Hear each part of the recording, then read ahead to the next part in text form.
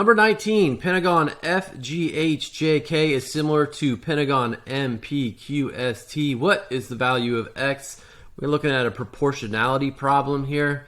So let's just set this up and fill in our proportions, and we'll highlight the sides on both sides. So let's start with X, and let's see where X is. So we'll highlight X. It's the bottom portion of the larger pentagon, and we'll put X in there in red, and then we'll take the other side and put it in the same side of the proportion.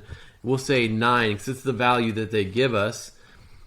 So then we'll go over and line these up. So if X was at the bottom, 9 would be at the bottom of our smaller pentagon. We'll put that in blue, and the other given value we have is 6 centimeters. So now we really just have to see what is happening in our proportion. We're going from 6 to 9. Remember, it's a proportion, so we're using multiplication and division. This is going to be multiplication because it's getting larger. So let's think. 1/6, or 6 one time, is 6.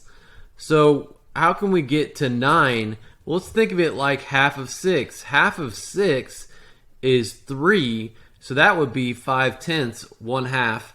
So if we could take those and combine those, if we combine 6 and 3, that actually gets us to 9.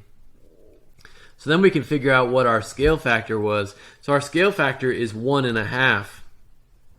If we take that 1.5 and we apply it to our unknown on the bottom part of our proportion, we're going to look for 1.5 nines.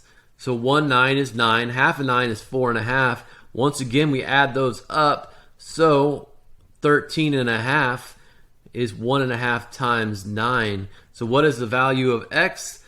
A, 13.5.